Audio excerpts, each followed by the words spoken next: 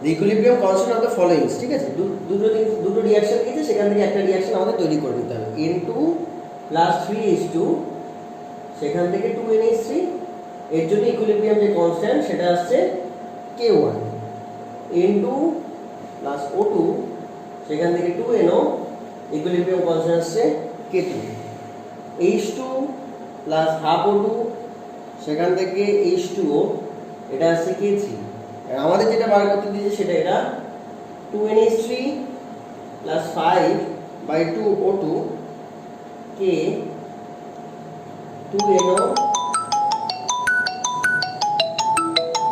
একবার দেখো, আমাদের এই তিনটে ইকুয়েশন দিয়েছে, আমাদের 4 নম্বর ইকুয়েশনটা বানাতে হবে। 4 নম্বর ইকুয়েশনটা চেয়েছে 2NH3 প্লাস 5/2O2, সেখান থেকে আছে 2NO প্লাস 3H2, ঠিক আছে।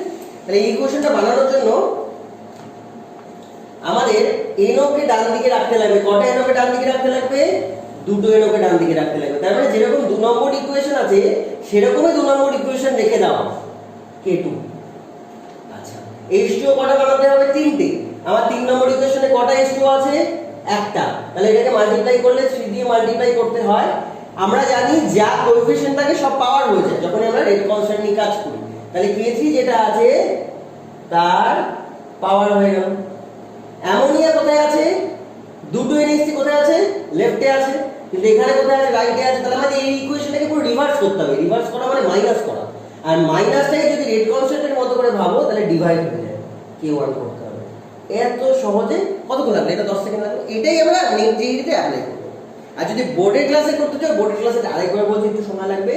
বোর্ডে যদি এটাকে দেখাতে হয় যে কিভাবে তুমি সলভ করলে, পুরো 2 মার্কস দিচ্ছে, তাহলে তোমাকে পুরোটা দেখাতে লাগবে। এই ইকুয়েশনটা যেরকম আছে সেরকম রাখতে হবে। একটু আগে বলছিলাম 2 নম্বর, তাহলে N2 প্লাস O2 2NO। আচ্ছা, যদি 3 নম্বর ইকুয়েশনে 3 দিয়ে মাল্টিপ্লাই করো তাহলে এগুলোকে সব 3 দিয়ে মাল্টিপ্লাই করে করো। 3H2 plus 3/2O2 3H2O। আর যে প্রথম ইকুয়েশনটাতে তাকে উল্টাতে হবে। উল্টাতে হবে মানে লাইনটা লেফট, লেফটটা রাইটে করে দাও। রিঅ্যাকট্যান্টটা প্রোডাক্ট, প্রোডাক্টটা রিঅ্যাকট্যান্টে করে দাও। তাহলে কি হয়ে যাচ্ছে? 2NH3, সেখান থেকে N2 প্লাস 3H2। এবার এটাকে যদি তুমি যোগ করো, দেখো আমার এখান থেকে যে N2 আর N2 কেটে যাচ্ছে, এখান থেকে 3H2 কেটে যাচ্ছে। তাহলে আমার কাছে পড়ে থাকছে কি? 3/2O2 আর O2 মানে 5/2O2। দুদিক লেফট হ্যান্ড সাইডে দুটো অ্যামোনিয়া, সেখান থেকে চলে গেল কি? দুটো NO, আর কি চলে আসছে? 3H2। এটা বোর্ডের মতো করে করে দেখাতে লাগে। কি করেছিলাম আমরা? 1 নম্বর ইকুয়েশনটাকে রিভার্স করে সেগুলো লিখতে হয়। 2 নম্বর ইকুয়েশনটাকে অ্যাজ ইট ইজ রেখেছিলাম। 3 নম্বর ইকুয়েশনটাকে 3 দিয়ে মাল্টিপ্লাই করেছিলাম। এত কিছু বলেছো। এবার এইটা আনার জন্য তাহলে কি করেছো আরেকবার বলতে হবে। এখানে এটার জন্য যে K1 ছিল 2NH3, মানে 2NH3 তো লিখে না, NH3 দিয়ে হোল স্কয়ার লিখতে হয়, ডিভাইডেড বাই, এটা বাদিয়ে করো, জায়গা পাওয়া যাবে না, NH3 whole square divided by N2 H2 whole cube. Okay, তারপরটার জন্য কত? NO তার হোল স্কয়ার N2 আর O2। তারপরটার জন্য কত? H2O হোল কিউব, 3 দিয়ে সব মাল্টিপ্লাই হয়ে গেছে, H2 তার হোল কিউব আর O2 whole to the power 3/2, তাই তো? 3/2। এইবার আমাকে এই ইকুয়েশনের যে K সেটা যদি আনতে হয়, আবার দেখো NO হোল স্কয়ার করতে হবে, H2 হোল কিউব করতে হবে, ডিভাইডেড বাই NH3 করে হোল স্কয়ার করতে লাগবে, O2 করে 5/2 করতে লাগবে। তাহলে এইটা আমার ফাইনাল ডেস্টিনেশন। এখানে আমাকে আসতে হবে কোন তিন থেকে অ্যাপ্লাই করে? এই তিন থেকে অ্যাপ্লাই করে। তাহলে এটার জন্য হচ্ছে K1, এটার জন্য হচ্ছে K2, আর এটার জন্য হচ্ছে K3। তাহলে এই NO2 ডান দিকে আনবো দুটো, তার মানে যেরকম আছে K2 রাখতে হবে, এটা বুঝে গেলাম। আচ্ছা, H2 হোল কিউব করতে হবে। H2 হোল কিউব কিভাবে করে? K3 যেরকম আছে সেরকম রেখে দাও, 3 দিয়ে মাল্টিপ্লাই করেছিল বলে। তাহলে K3 3 দিয়ে যেহেতু মাল্টিপ্লাই করা আছে ইকুয়েশন, তাই মাথায় এটা 3 হয়ে যাবে। আর লাস্টে NH3 কোথায় রাখতে হবে? নিচে রাখতে হবে। NH3 উপরে আছে, তাহলে এটাকে নিচে তখনই আনা যায় যদি ডিভাইড করা যায়। তাহলে K1। এটা হচ্ছে বুঝে বুঝে করা। এটা বুঝে বুঝে করে তোমার এত সময় লাগলো বোর্ডের ক্লাসে, বোর্ডের এক্সামে অ্যানসার দিতে। কিন্তু নেট জেইতে কি? নেট জেইতে তোমার এই ইকুয়েশনটা দেখেই তোমাকে ওখান থেকে ভেবে নিতে হবে NO রাইট হ্যান্ড সাইডে আছে, এখানে NO এখানে আছে। তাহলে আমাকে কি করতে হবে? যেরকম আছে রাখো, K2 এখান থেকেই দেখে বলে দিতে হবে। তোমাদের এগুলো করার কোনো চান্স নেই, এত টাইম আমার কাছে নেই যে আমি আলাদা করে এটা, আলাদা করে K1, আলাদা করে K2 K3 লিখবো। বোঝা গেছে? ওটা একটু প্র্যাকটিস করে বুঝতে হবে। এনএইচসি উল্টো আছে তাহলে কি করতে লাগবে, যেরকম আছে তার উল্টো করে দাও, মানে K1 কে নিচে নামিয়ে দাও। আচ্ছা আবার একবার বলে দিই, ওয়াটার যেটা রয়েছে কোথায়, আমাদের ওয়াটার তিনটে লাগবে, এখানে ওয়াটার একটা আছে, তাহলে 3 দিয়ে মাল্টিপ্লাই করছো মানে ওটা কিউব করে দাও, K3 যেটা আছে কিউব। বুঝা গেছে? এটা অনেক ফাস্ট হয়ে যায়, 10 to 15 সেকেন্ডস লাগবে শুধু দেখে করতে। এরকম টাইপের আরেকটা কোশ্চেন করলে আরো ভালো বুঝতে পারবে যে কিভাবে করছে। আচ্ছা এরপরে কোন কোশ্চেনটা,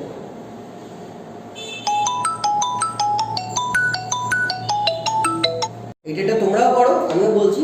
কোশ্চেন নাম্বার 8 এটা দেওয়া আছে N2 প্লাস O2 সেখান থেকে 2NO, এইটার জন্য ইকুইলিব্রিয়াম কনস্ট্যান্ট কে দিয়েছে, আমাকে বার করতে হবে কি half N2 plus half O2 সেখান থেকে NO, এইটার জন্য ইকুইলিব্রিয়াম কনস্ট্যান্ট যেটা আসবে সেটা তোমাকে বার করতে হবে। তাহলে এই ইকুয়েশনটা বার করতে হবে, এই ইকুয়েশনটা বার করতে লাগবে। এই ইকুয়েশনে যেটা আগে যেটা ছিল তার কি অর্ধেক হয়ে গেছে না, এখানেও যা আছে তার অর্ধেক হয়ে গেছে, এখানেও যা আছে তার অর্ধেক হয়ে গেছে। অর্ধেক হয়ে যাচ্ছে মানে কি, আগে দেখো আমি বললাম যখন 2 দিয়ে মাল্টিপ্লাই করছিলাম তখন কি হচ্ছিল, পাওয়ারে হয়ে যাচ্ছিল স্কয়ার। তাহলে এখন হাফ দিয়ে মাল্টিপ্লাই করছো অর্ধেক হচ্ছে মানে, তাহলে পাওয়ারে হাফ হয়ে যাবে। তাহলে নতুন যে ইকুইলিব্রিয়াম কনস্ট্যান্ট দাঁড়াবে সেটাকে যদি আমরা K প্রাইম বলি, সেটা কিছুই না আগের যে ইকুইলিব্রিয়াম কনস্ট্যান্ট তার হোল টু দি পাওয়ার। বুঝতে পেরেছো? যেটা দিয়ে মাল্টিপ্লাই করছি কোএফিসিয়েন্ট সেটাই আমার পাওয়ারে হয়ে যাচ্ছে। এইভাবে অ্যানসারটা হয়ে যাবে সহজ করে। আচ্ছা কোশ্চেন নাম্বার 2 এরটা কি বলতে হবে, মনে বলতে হবে। ঠিক আছে, কোশ্চেন নাম্বার 2টা আগে দেখে নি কি চেয়েছে। কোশ্চেন নাম্বার 2টা আমাদের কি চেয়েছে একটু দেখে নেওয়া যাক।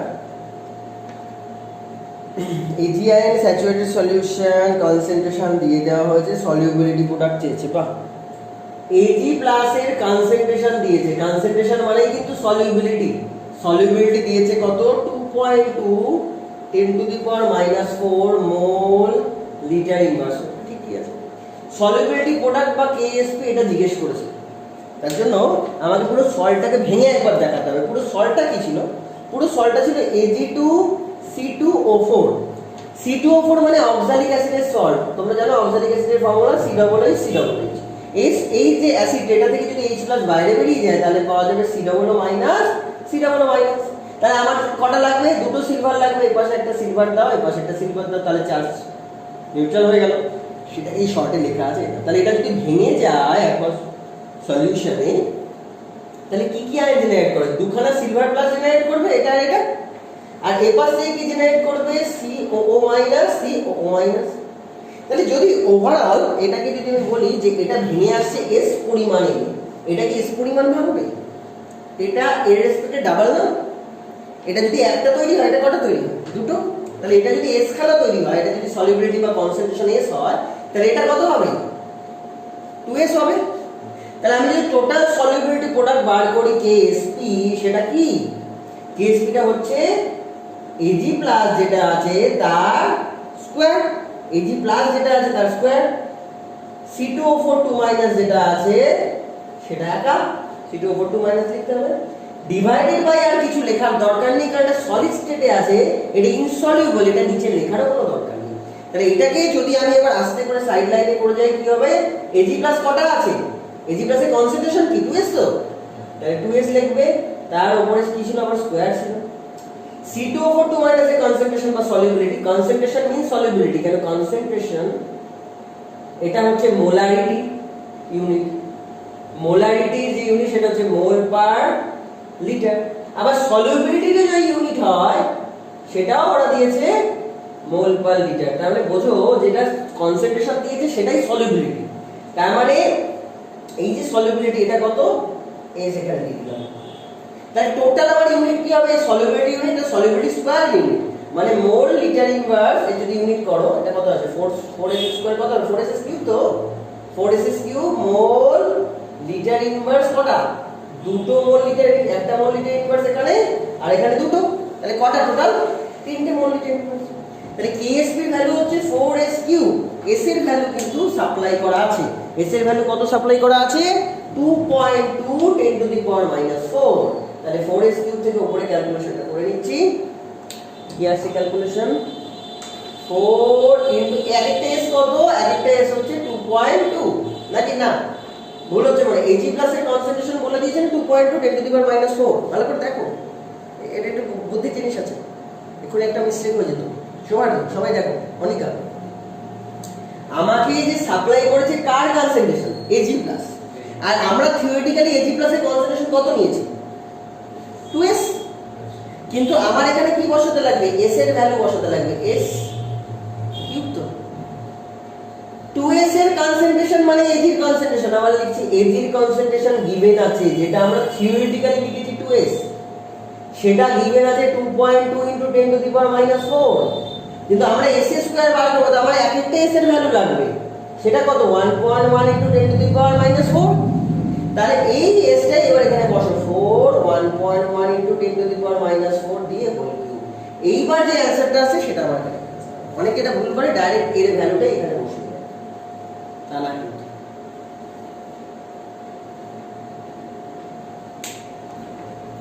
এটা ক্যালকুলেশন করলে কত আসবে ডিপেন্ড করে, 3 4 12 সি হবে, তাই না? সি হবে তো, সি হচ্ছে, হ্যাঁ সি হবে, সি হবে।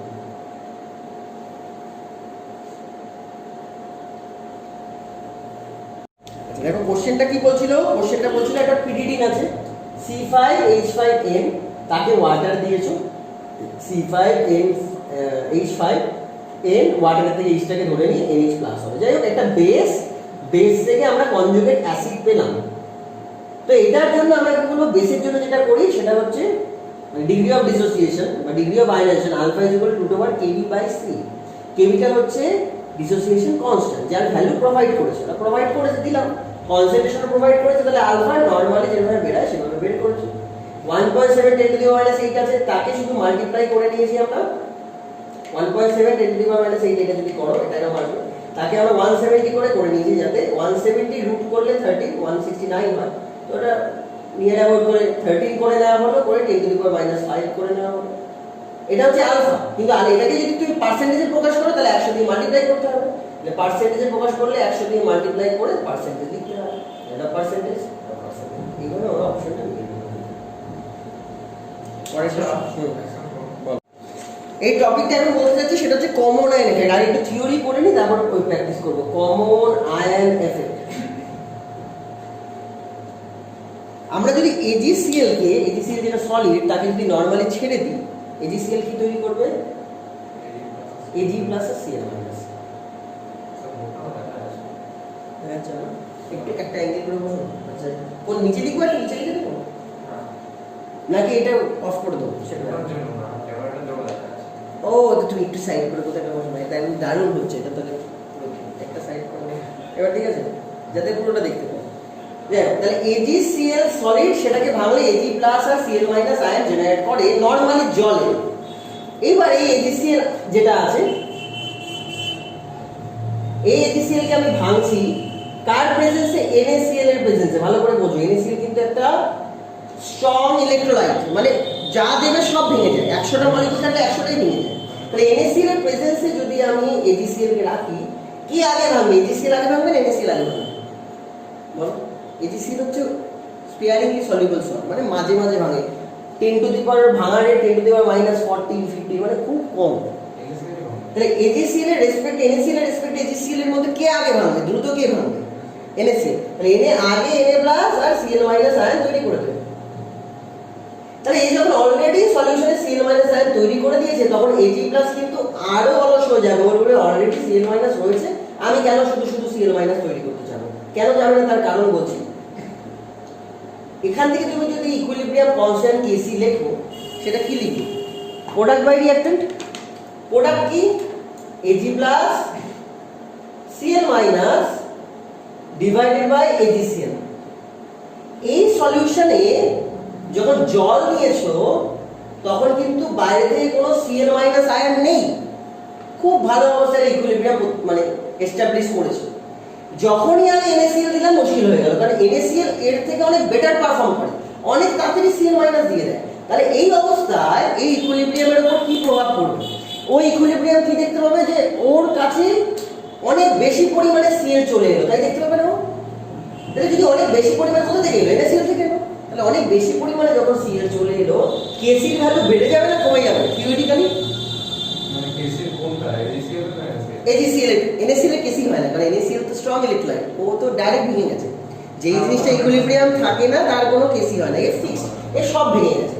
তাহলে এই যে AgCl এর যে Kc সেটা থিওরিটিক্যালি বাড়বে না কমবে NaCl দেওয়ার পর? মানে AgCl বাড়ছে তো, Cl তো ইনক্রিজ করে গেছে। Cl কেন ইনক্রিজ করছে? NaCl দিচ্ছ। ও আমি বললাম ইকুইলিব্রিয়াম ছিল আগে থেকে, জল ছিল, হঠাৎ করে তোমার মনে হলো তুমি একটু সল্ট দিয়ে দিলে NaCl, তাহলে দুম করে Cl মাইনাস বেড়ে যাবে না? তো দুম করে যখন Cl মাইনাস বেড়ে যাবে Kc বেড়ে যাবে না কমে যাবে? বেড়ে যাবে। কিন্তু আমরা জানি Kc কনস্ট্যান্ট, কারণ এটার নামই ইকুইলিব্রিয়াম কনস্ট্যান্ট। তাহলে এমন কিছু ভেতরে মেকানিজম হবে যাতে Kc ফিক্স থাকে, কিন্তু Cl কে কিন্তু তুমি কমাতে পারবে না, Cl কিন্তু NaCl থেকে আসছে। তাহলে কি করতে হবে? সিস্টেম তখন করবে কি Ag-টাকে দম করে কমিয়ে দেবে। Cl যতটা বাড়বে সিস্টেম অটোমেটিক্যালি Ag-টাকে কমিয়ে দেবে যাতে এর গুণফল আগের মতোই থাকে। তাই তো Kc ফিক্স থাকবে। Kc কে ফিক্স রাখার একটাই উপায় আছে, এটা Cl বাড়ছে, তাহলে আমি কি করব? Ag+ এর কনসেন্ট্রেশনকে কি করব? কমিয়ে দেব যাতে ওভারঅল গুণফল আগের মতোই থাকে। তাহলে Ag+ এর কনসেন্ট্রেশন কমে যাওয়ার অর্থ কি? Ag তৈরি হওয়া বন্ধ হয়ে যাবে। তার মানে উল্টোটা হবে। আর এটাও তুমি আরেকবার বলতে পারো যদি Ag Cl কোথা আছে, ভালো করে বুঝো, Cl কোথা থেকে বাড়িয়েছি? আমি বাড়িয়েছি না সিস্টেম বাড়িয়েছে? Cl আমি বাড়িয়েছি, কেন? আমি বাইরে থেকে NaCl দিয়েছি। এখন সিস্টেম হচ্ছে চাপ করছে, সিস্টেম দেখছে যে Cl বেড়ে গেলে তো Kc বেড়ে যাবে, কিন্তু Kc হচ্ছে কনস্ট্যান্ট, Kc কে সিস্টেম কনস্ট্যান্ট রাখতে চায়, তাই সিস্টেম এবার নিজে থেকে Ag কে কমিয়ে দিল। তাহলে তো গুণফলটা সমান থাকবে। কথা বুঝতে পারলাম? দুটো আলাদা কালার দিয়ে লিখেছি, গ্রিন কালার দিয়ে যেটা লিখেছি সেটা আমরা করছি বাইরে থেকে, Ag যেটা করছে সেটা ব্ল্যাক কালার দিয়ে লিখেছি, এটা সিস্টেম নিজে থেকে করছে। এটা ওর রেসপন্স, এটা আমাদের এফেক্ট, মানে এটা আমাদের বাইরে থেকে মানে কিছু একটা চেঞ্জেস, আর ওটা ওর রেসপন্স, ও কমিয়ে দিল। আচ্ছা Ag কমে যাওয়া মানে কি? Ag কম কম তৈরি হবে, এই দাগটা ছোট করে দেবে, আগের থেকে ছোট করে দেবে। উল্টো বলতে পারি Cl বেড়ে গেলে আমি আর কিভাবে এইটাকে ব্যালেন্স রাখতে পারি? AgCl কে বাড়িয়ে দেবো, তাহলে দুটো রেশিও সেম থাকে। Cl বেড়ে যাচ্ছে তো আমাকে Kc ফিক্স রাখতে হবে, তাহলে কি করতে হবে? AgCl কে আমরা ওই সিস্টেম বাড়িয়ে দেবে। AgCl কে বাড়িয়ে দেওয়া মানে কি? AgCl এর কনসেন্ট্রেশন বাড়বে। এটা কি ম্যাজিক? AgCl এর কনসেন্ট্রেশন কি একা একা বেড়ে গেল? না, Ag গুলোই Cl এর সাথে বিক্রিয়া করে বাঁ দিকে চলে আসছে। বুঝতে পারলাম? তাহলে রিঅ্যাকশন তখন ফরওয়ার্ড তো হবেই না, উল্টো ব্যাকওয়ার্ড আসা শুরু করবে। তাহলে ব্যাকওয়ার্ড আসা শুরু করলে এই যে এর যে যাই বলো ডিসোসিয়েশন কনস্ট্যান্ট বলো বা যাই বলো, আলটিমেটলি এই যে Ag+ তৈরি হওয়া বন্ধ হয়ে যাবে। তার মানে এর যে আয়ন উৎপন্ন করার রেট বন্ধ হয়ে যাবে, উল্টো প্রেসিপিটেশন হবে। এটাকেই আমরা বলি কমন আয়ন এফেক্ট। কেন কমন আয়ন? এও প্রডিউস করছিল Cl-, NaCl ও প্রডিউস করছে Cl-, দুটোই কমন। তাহলে যে ছোট মানে যে উইক, সে বড়জনকে দেখে তার নিজের কাজকর্ম থামিয়ে দেবে, that is called common ion effect. তাহলে কি হবে? আগে আমরা যা Ag পাচ্ছিলাম নরমাল জলে, তার তুলনায় এখন Ag কনসেন্ট্রেশন কি কম হবে না বেশি হবে? কম হবে। তার মানে এটা জেনে রাখো Ag+ এর কনসেন্ট্রেশন ইন নরমাল ওয়াটার অনেক বেশি। কখন? Ag+ এর concentration in the presence of NaCl, that is called common ion effect. এবার একটা রিয়েল লাইফ এক্সাম্পল দিচ্ছি, তোমরা কোনোদিন ভুলবে না। ক্রিকেট খেলা তো মোটামুটি সবাই দেখেছো। ক্রিকেট খেলাতে দেখবে যখন টেলেন্ডারটা ব্যাট করে একটা ভালো ব্যাটসম্যানের সাথে, মানে 5 উইকেট পড়ে গেছে, 6 উইকেট পড়ে গেছে, একটা ব্যাটসম্যান আছে, টেলেন্ডারটা ব্যাট করছে। যখন টেলেন্ডারটা ব্যাট করছে, ওরা রান করতে পারছে না, কিন্তু ভালো ব্যাটসম্যান অনেক বড় 6 মারছে বা বেটার রান করছে, তাকে দেখে টেলেন্ডারটা ব্যাটসম্যানটা কিন্তু নিজের খেলা বন্ধ করে দেয় এবং সিঙ্গেল দিয়ে দেয়। তার মানে কি? ও তখন দর্শক হয়ে অপোনেন্টের খেলা দেখতে শুরু করে দেয়। কেন? ও তো বেটার খেলছে, যে বেটার খেলছে তার উপর দায়িত্ব দিয়ে দেওয়া হয় যে তুমি তাহলে করো, আমি তাহলে বসে আছি, এরকম একটা ব্যাপার। এটা দুটো টিমের মধ্যে হয়। যেমন তোমরা MS ধোনি সিনেমাটা দেখেছো? স্টোরি MS ধোনি সিনেমাটা দেখেছো? ওখানে দেখবে যখন যুবরাজ সিং ব্যাট করছিল একদম শুরুতে রঞ্জিতে, তখন অপোনেন্টের প্লেয়াররা বলছে ওরে বাবা ও কি ব্যাট করছে, মানে অপোনেন্টের প্লেয়াররা খেলা ছেড়ে দিয়েছে, দর্শক হয়ে গেছে। মানে বুঝতে পেরেছো? মানে পাঞ্জাবের প্লেয়ার এত ভালো ব্যাট করছে যে বিহারের প্লেয়ার বা ঝাড়খণ্ডের প্লেয়ার খেলা দেখছে। তার মানে কি? যে ভালো খেলছে NaCl আর AgCl এর মধ্যে বেটার প্লেয়ারকে কে ভালো সিল তৈরি করে? NaCl। তাহলে ওকে দেখে AgCl তার নিজের খেলা বন্ধ করে দিয়েছে। তবে AgCl আর Ag বা Cl তৈরি করছে না, কারণ দেখছি ওর থেকে বেটারও তৈরি করে দিচ্ছে, আমি কেন তৈরি করতে বলতে? That is called common ion effect. তাহলে কমন আয়ন এফেক্ট মানে কি? কমন আয়ন এফেক্ট হচ্ছে স্ট্রং ইলেকট্রোলাইটের ডিসোসিয়েশনকে দেখে যদি উইক ইলেকট্রোলাইট তার ডিসোসিয়েশনের রেটকে আরো কমিয়ে দেয়, যা ছিল তার থেকে আরো কমিয়ে দেয়, সেই ধরনের ঘটনাকে বলা হয় কমন আয়ন এফেক্ট। যাতে কি হয় নর্মাল যে আয়নের কনসেন্ট্রেশন ছিল সেটা ওর প্রেজেন্সে কমন আয়নের প্রেজেন্সে আগের থেকে আরো কমে যায়। তাহলে তার কনসেন্ট্রেশন আমরা কি করে বার করবো? খুব সহজ, একই ফর্মুলা, KSP হচ্ছে S ইন্টু S, মানে Ag প্লাস এর কনসেন্ট্রেশন আর Cl মাইনাস এর কনসেন্ট্রেশন। KSP টা বলো তো ভেরিয়েবল না কনস্ট্যান্ট?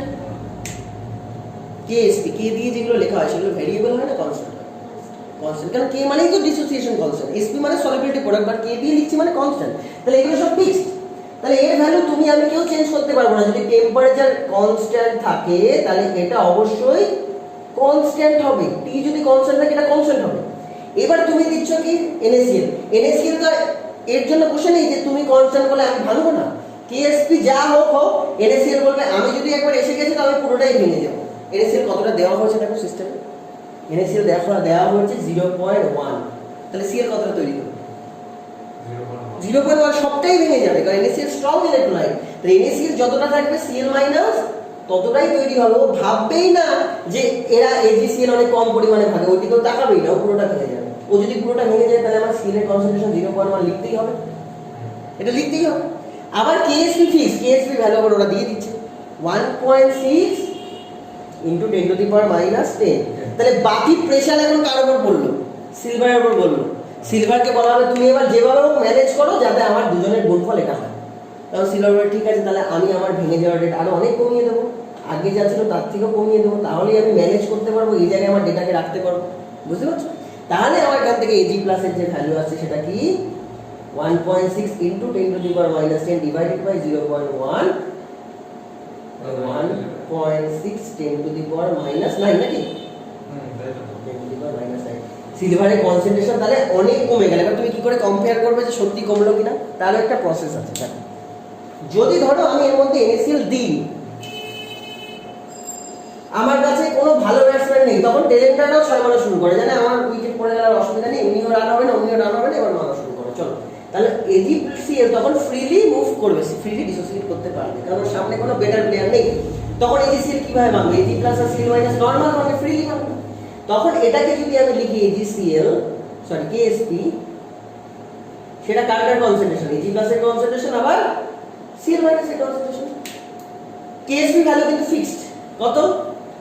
1.6, এটা কোনোদিন চেঞ্জ হবে না। 1.6 ইনটু 10 টু মাইনাস 10 যতক্ষণ টেম্পারেচার ফিক্স থাকে। তখন কিন্তু কোনো পার্শিয়ালিটি হবে না, যতগুলো Ag তৈরি হবে ততগুলোই Cl তৈরি হবে, কারণ থার্ড পার্সেন্ট কেউ আসেনি। বুঝতে পারছো? তার মানেটা কি? তখন আমি ডাইরেক্ট লিখতে পারবো Ag প্লাস তার হোল স্কয়ার। কেন? Ag প্লাস এর concentration is equal two Cl minus এর কনসেন্ট্রেশন। কখন? যখন শুধু AgCl আছে। বুঝতে পেরেছো? তখন Ag প্লাস এর স্কয়ার ইজ ইকুয়াল টু দাঁড়াচ্ছে 1.6 into 10 to the power minus 10। তাহলে এক একটা Ag এর কনসেন্ট্রেশন কত দাঁড়াচ্ছে? মানে কনসেন্ট্রেশন এটা করলে আবার আগের মতো চলে আসে, 1.6 না করে 160 করি 10 টু দি পাওয়ার মাইনাস 12। তাহলে এটা করলে ওই একই রকম 13 13 তাহলে 12 point something 12.5 into 10 to the power minus 6। ভালো করে দেখো, যখন আমি NaCl দিই তখন সিলভারের কনসেন্ট্রেশন কত? 10 টু দি পাওয়ার মাইনাস 6। আর যখন আমি NaCl দিয়েছি তখন কনসেন্ট্রেশন কত? 10 টু দি পাওয়ার মাইনাস 9। তাহলে কখন কনসেন্ট্রেশন বেশি? যখন আমি জল দিয়েছি না যখন NaCl দিয়েছি? কখন সিলভারের কনসেন্ট্রেশন বেশি? সবার আরেকবার দেখেন, কখন তাহলে সিলভারের কনসেন্ট্রেশন বেশি? যখন জল দিয়েছি সেটা, নাকি যখন NaCl দিয়েছি সেটা? তাহলে বুঝলাম NaCl দিলে যে কোনো উইক ইলেকট্রোলাইট বা এটাকে বলে স্পেয়ারিংলি সলিউবল সল্ট, তার ডিসোসিয়েশনের রেট কমে যায়, তার কনসেন্ট্রেশন কমে যায়। এটা ম্যাথমেটিক্যালিও প্রুভেন হলো। 6 ছিল, NaCl দেওয়ার পর সেটা -9 হয়ে গেল, অনেক কমে গেল। বোঝা গেছে? তাহলে এটাই বলতে পারি যে সিলভারের concentration in the presence of NaCl অনেক কমে গেছে নরমাল সিলভারের কনসেন্ট্রেশন যখন ওয়াটারে দিয়েছিলাম। That is called common. ঠিক, কমন এফেক্টও এখানে হয়ে গেল। যদি জিজ্ঞেস করি HCl আর H2S এর মধ্যে কে স্ট্রং, তোমরা অ্যানসার দিচ্ছ HCl, অনেকে তো অ্যানসার দিচ্ছ HCl। যদি বলে ব্যাকগ্রাউন্ড বলো কেন HCl stronger than H2S, theory কি হবে? why? এটা কনজুগেট বেস দিয়ে পরীক্ষা করতে হয়। কনজুগেট বেস দিয়ে পরীক্ষা করা যায়, ওটা একটা পাথর। আর এমনি দেখি থিওরিটিক্যালি কিভাবে বলতে পারো? সিএমএস দিয়ে বলতে হয়। পিরিয়ডিক টেবিল দিয়ে বলো।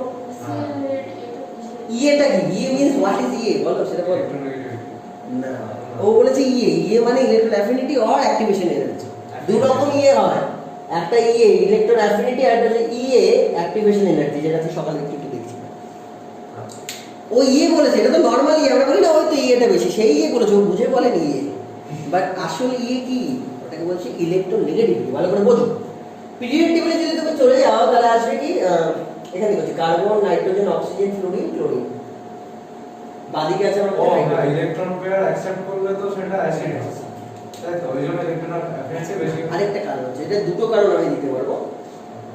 ক্লোরিন আর সালফারের মধ্যে কে বেশি ইলেকট্রোনেগেটিভ?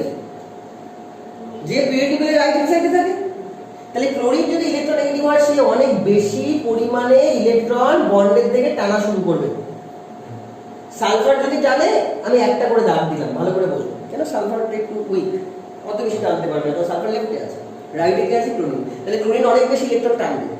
একটা বন্ড তৈরি হয় কি দিয়ে? ইলেকট্রন দিয়ে। আর ওই সেই ইলেকট্রনকে যদি আমরা টেনে বার করে নিই, বন্ড কি বন্ড থাকবে না ভেঙে যাবে? আমরা কি দিয়ে তৈরি?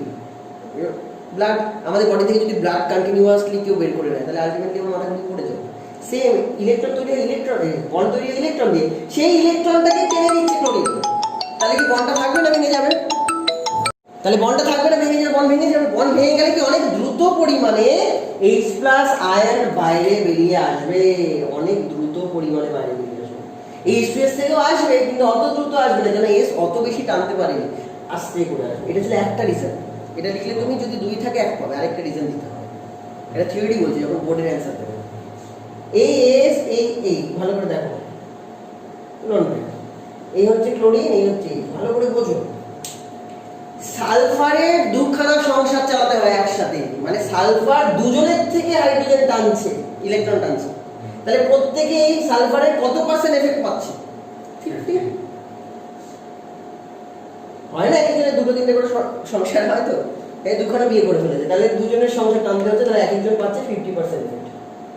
কিন্তু এই ক্লোরিন তো একটাই, তাহলে 100% এফেক্ট পাচ্ছে। তাহলে কোন বন্ডটা আগে থাকবে? এটাই থাকবে।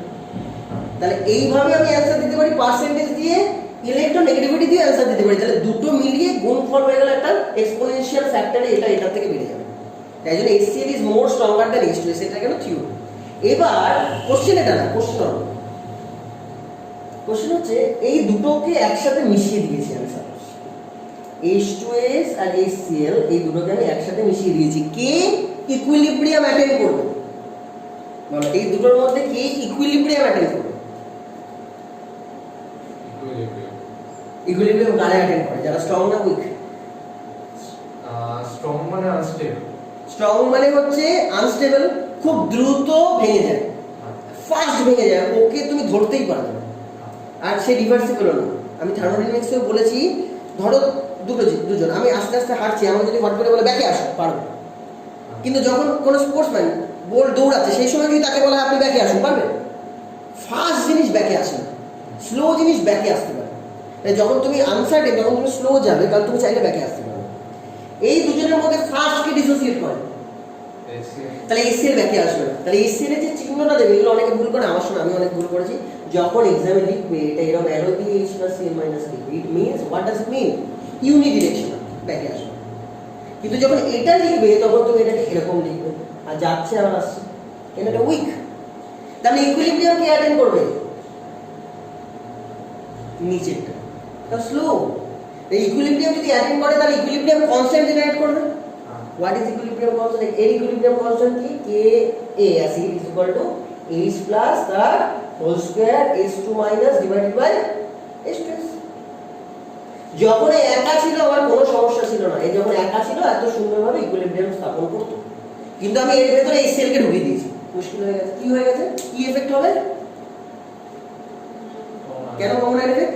এও যে ধরনের প্রোডাক্ট দেয়, এও সেই ধরনের প্রোডাক্ট দেয়। মানে ধরো আমার বিজনেস আছে, তোমারও বিজনেস আছে, আমি যেই প্রোডাক্টটা মার্কেটে ছাড়ি, তুমি সেই প্রোডাক্টটাই মার্কেটে ছাড়ো, কিন্তু তুমি আমার থেকে অনেক ফাস্ট ছাড়ো, তাহলে আমার জিনিসপত্র বিক্রি হবে।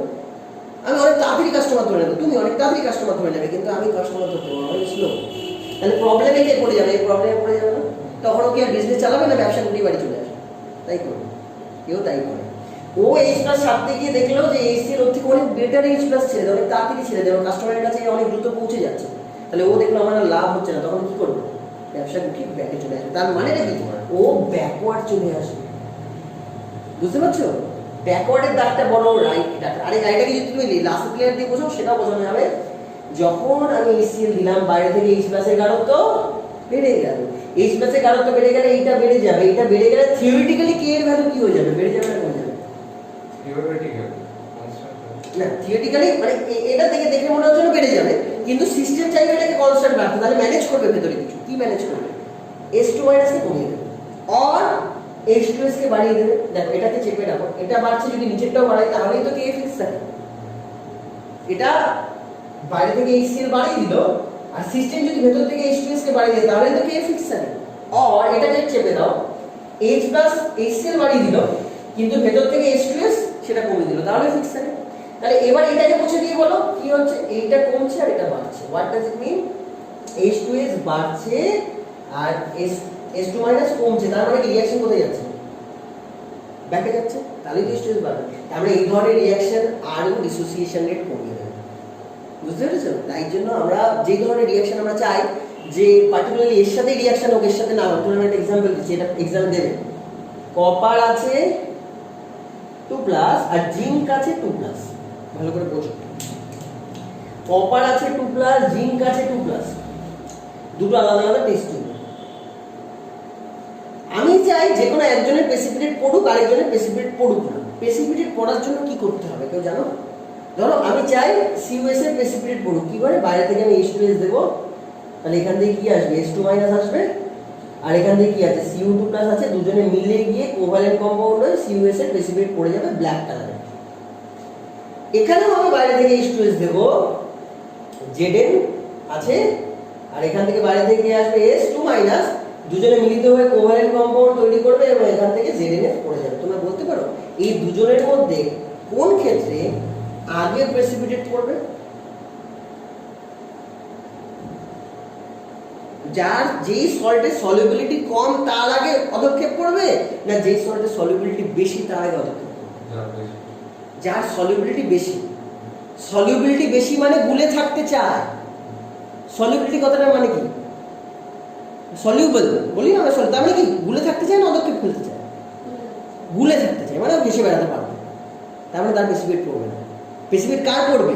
যার সলিউবিলিটি লজিক ইনসলিউবল। এটাই তো লজিক, এগুলো এমসিকিউ তে আসে। তো তোমাকে জিজ্ঞেস করলো COS আর ZnS কার প্রেসিপিটেট আগে পড়বে, তার আগে ওরা একটা ডেটা দিয়ে দিয়েছে। কি কি ডেটা দিয়েছে? আমি একটা আন্দাজে ডেটা দিলাম। Cu2+ এর KSP সলিউবিলিটি প্রোডাক্টের ভ্যালু সাপোজ দিয়ে দিল 10 আন্দাজে। Zn2+ এর যদি KSP সলিউবিলিটি প্রোডাক্ট ওরা দিয়ে দিল 10⁻3। বলো তাহলে কার সলিউবিলিটি প্রোডাক্ট কম? কপারে। তাহলে যার সলিউবিলিটি প্রোডাক্ট কম তার সলিউবিলিটি কি হবে? কম না বেশি? সলিউবিলিটি দিয়েই তো সলিউবিলিটি প্রোডাক্ট হয়। সলিউবিলিটি প্রোডাক্ট মানে সলিউবিলিটি ইনটু সলিউবিলিটি দুটো হয় না? সলিউবিলিটি প্রোডাক্ট কম তার মানে নাকি সলিউবিলিটিও কম। সলিউবিলিটি কম মানে কি হয়ে যায়? পদক্ষেপ করে না বেশি বেড়ায়? এইটাই কথা। তাহলে তোমাকে দুটো ডেটা দিয়ে বলবে যে কোন আয়নের আগে প্রেসিপিটেট পড়ে। বলো তাহলে কার আগে প্রেসিপিটেট পড়বে? কপার না জিঙ্ক? কপার। এটা কিন্তু প্র্যাকটিক্যাল কেমিস্ট্রি বিশাল বড় কোশ্চেন, এটা জয়েন্টে খুব আসে। তোমাদের প্র্যাকটিক্যাল করতে গেলে অনেক প্রবলেম হয়। তোমরা কখনো প্র্যাকটিক্যাল করোনি? তো ল্যাবে করোনি, ল্যাবে করলে দেখতে পারবে এরকম ধরনের সল্ট দুটো দুটো মিশে আছে, কপারও মিশে আছে, জিঙ্ক মিশে আছে। আমি কি করে আলাদা করব? আমি অল্প অল্প করে H2 মাইনাস দেবো, অল্প অল্প করে H2 মাইনাস দিলে H2 মাইনাসের গাঢ়ত্বটা কি খুব কম আসছে? তাহলে কার আগে প্রেসিপিটেট পড়বে? যার সলিউবিলিটি প্রোডাক্ট কম না বেশি? আমি অল্প অল্প করে H2 মাইনাস দিচ্ছি দুটো সল্টের ভিতরে, কি আগে পদক্ষেপ হয়ে পড়ে যাবে? যার সলিউবিলিটি কম না বেশি? কম। তাহলে বলো বিটুইন Cu এন্ড জিঙ্ক কার আগে পদক্ষেপ পড়ে যাবে? কপারে। তাহলে কপারের পদক্ষেপ পড়ে গেলে আমি ফিল্টার করে আলাদা করে নেবো, বাকি জিঙ্ক আলাদা হয়ে যাবে। এইভাবে আমরা আলাদা করতে পারি। লজিকটা বোঝা গেছে? তাহলে দুটো সল্ট একটা টেস্ট টিউবের ভেতরেই দিয়েছে, তোমাকে আলাদা করতে দিল, তাহলে তুমি কি করবে? অল্প অল্প করে H2 মাইনাস করবে। তাহলে যার সলিউবিলিটি প্রোডাক্ট কম বা যার সলিউবিলিটি কম সে আগে অদক্ষিপ্ত হয়ে যাবে, তাকে ফিল্টার করে নিয়ে আমি আলাদা করে নেবো, জিঙ্ক হিসেবে আলাদা। এবার সেই অল্প অল্প করে H2 মাইনাসটা কীভাবে দেবো সেটার জন্য আসল ফান্ডাটা এটা। কি? আমি ডাইরেক্ট যদি H2S দিই হুড় করে H2 মাইনাস বেড়ে যাবে, তাহলে কিন্তু সবারই প্রেসিপিটেট একসাথে পড়ে যাবে। আমি সেটা চাই না। আমি কি করছি? H2S কে HCl এর মধ্যে মিশিয়ে দিচ্ছি। এক্ষুনি শিখলে তো H2S কে যদি HCl এর মধ্যে মিশিয়ে দিই তাহলে H2 মাইনাস তৈরি হওয়ার রেট বেশি না কম? একটু আগে শিখলাম সরি কমন আয়ন দিয়ে বলো, কারণ কমন আয়নের জন্য কমে যাচ্ছে। এই যে একটু শিখলাম, এই যে H2 মাইনাস কমে দিল দেখলে একটু আগে, মানে এটা বলার আগে। তাহলে আমি H2S কে ডাইরেক্ট দেব না, অ্যাসিড মিডিয়ামে H2S দেব, তাহলে অল্প অল্প করে H2 মাইনাস তৈরি হবে। সে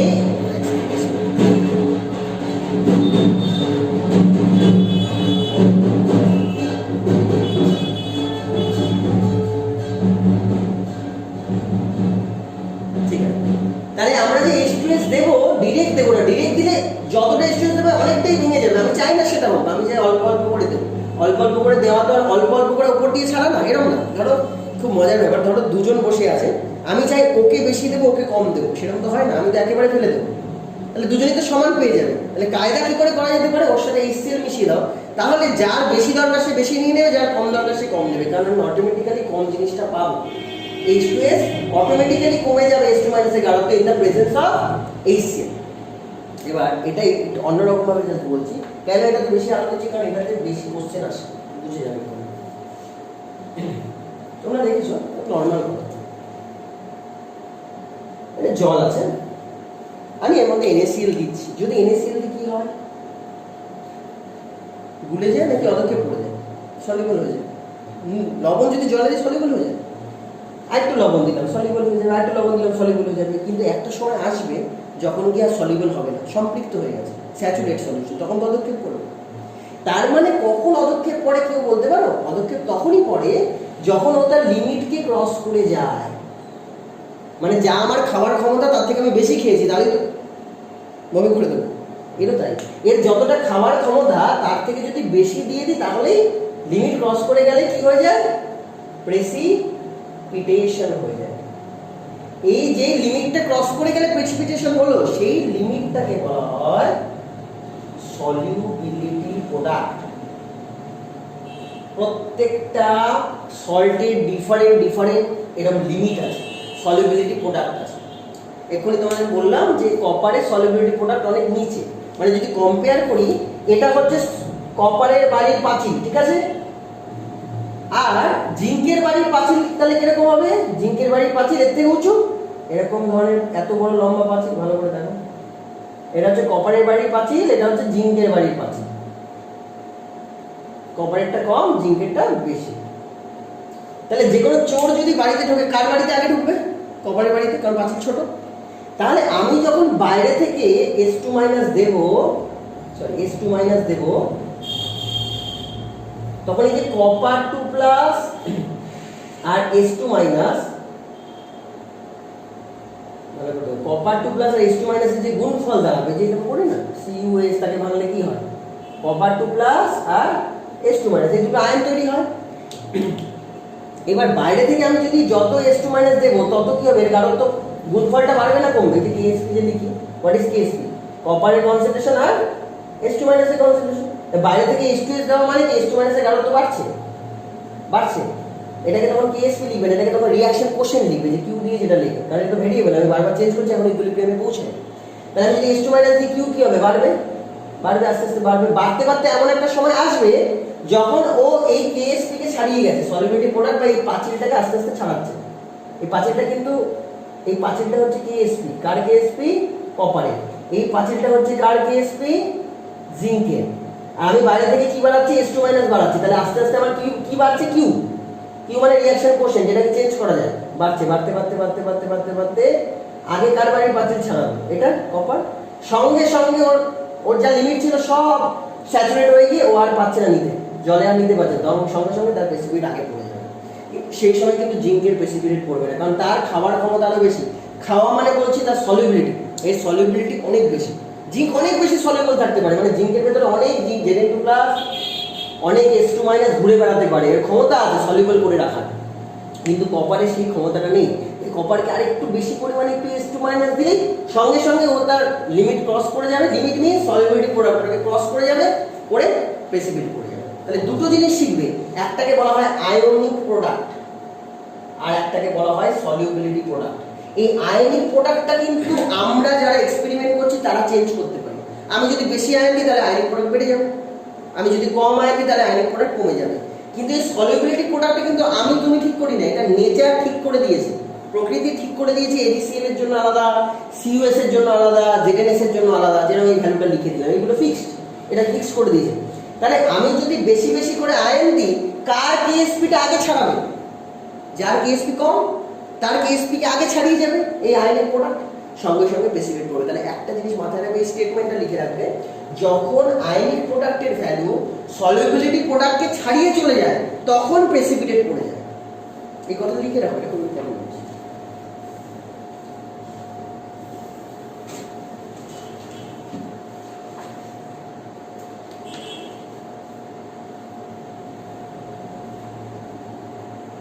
আর 5 মিনিট একটা কথা বলি। ধরো CuS, এটা কপার 2+ এবং S2- এর গুণফল, তাই তো? আমি যদি বাইরে থেকে H2S দিই, S2- এর গাঢ়ত্ব বাড়বে না কমবে? বাড়তেই থাকবে, বাড়তেই থাকবে, বাড়তেই থাকবে। এবং ধরো এখানে আমি কপার আমার কাছে ফিক্সড আছে, কপার 10 পিস আছে, আমি S2- প্রথমে 2টো দিলাম, তারপর 4টে দিলাম, তারপর 6টা দিলাম, তারপর 8টা দিলাম, তারপর 10টা দিলাম, তারপর 12টা দিলাম, আমি দিয়েই যাচ্ছি। তাহলে এদের গুণফলগুলো কি হবে? 20, 40, ভালো করে বোঝো, 60, 80। এটাকে কিন্তু আমি থামাতে পারবো না, এটা কিন্তু বাড়তেই থাকবে। দিস ইজ কল্ড কি প্রোডাক্ট? কেউ বলতে পারে? Yes, this is called ionic product. Ionic product বাড়তেই পারে, বাড়তেই পারে, সেটা আমার মানে বিষয় না, যেটা নিয়ে আমি কথা বলছি। কিন্তু কেউ যদি বলে দেয় যে KSP of CuS এটা 30, কেউ বলে দিল এটা 30, তার মানে এরকম, যদি কপার 3টে থাকে তাহলে সেই মুহূর্তে আমার কাছে S2- এর রেঞ্জ কত? আমি 10টা পর্যন্ত S2- দিয়ে যেতে পারবো। কেন? ওর সলিউবিলিটি প্রোডাক্ট 30, মানে এই দুজনের আয়নের গুণফল 30 অবধি ওরা সলিউবল। যেই 30 ক্রস করে যাবে সঙ্গে সঙ্গে ইনসলিউবল। বুঝতে পারলাম? মানে এর KSP 30 কথাটার মানে কপার যদি 3টে থাকে তাহলে সালফার আমি টোটাল 10টা অবধি রাখতে পারবো, এর বেশি না। এর বেশি হলেই আর ওর ক্ষমতা নেই, ও এবার পদক্ষেপ করবে। কিন্তু কপার যদি আমার কাছে 2টো থাকে তাহলে আমি S2- কটা দিতে পারবো এই মুহূর্তে? যতক্ষণ আমি প্রেসিপিটেট চাই না ততক্ষণ কটা দিতে পারবো? কটা? 15, 15টা S2- দিতে পারবো। আমরা 15টা S2- দিতে পারবো। যদি কপার যদি আমার কাছে দিয়ে রাখি 10টা, তাহলে S2- কটা দিতে পারবো? 3টে, এর বেশি দিতে পারবো না, কারণ 3টে দিলেই 3 আর 10 গুণ করে গিয়ে আবার কি হয়ে যাবে? 30 হয়ে যাবে। তাহলে বুঝতে পারছো, এই দুজনের গুণফল 30-এর ওপরে চলে গেলেই অদক্ষেপ পড়বে। তাহলে এত অবধি আমার সলিউবল। S2- যে এটাকে ক্রস করলো সঙ্গে সঙ্গে আর সলিউবল কি হচ্ছে? এবার প্রেসিপিটেট হয়ে যাচ্ছে, দ্যাট ইজ কল্ড প্রেসিপিটেট। তাহলে কখন প্রেসিপিটেশন শুরু হলো? যখন এই তোমার আয়নিক প্রোডাক্ট, এই হচ্ছে আয়নিক প্রোডাক্ট, যখন এই আয়নিক প্রোডাক্টের ভ্যালু আমার এই লিমিট, দ্যাট ইজ কল্ড কি? এটাকে কি বলছি? সলিউবল। যখন এর লিমিট মানে এর যে আয়নিক প্রোডাক্টের ভ্যালু যখন এই KSP বা সলিউবিলিটি প্রোডাক্টে ছাড়িয়ে গেল সঙ্গে সঙ্গে প্রেসিপিটেট করে। ঠিক আছে, তাহলে ভালো করে বোঝো। আরেকবার লিখে দিচ্ছি ZnS। ZnS এর KSP হচ্ছে বলে দিলাম 70, ভালো করে দেখো। জিঙ্কও আমার সলিউশনে প্রেজেন্ট আছে 10টা, কপারও সলিউশনে প্রেজেন্ট আছে 10টা। তাহলে আমি ম্যাক্সিমাম কটা সালফার দিতে পারবো যাতে CuS এর প্রেসিপিটেট না পড়ে? কটা সালফার দিতে পারবো? 3টে।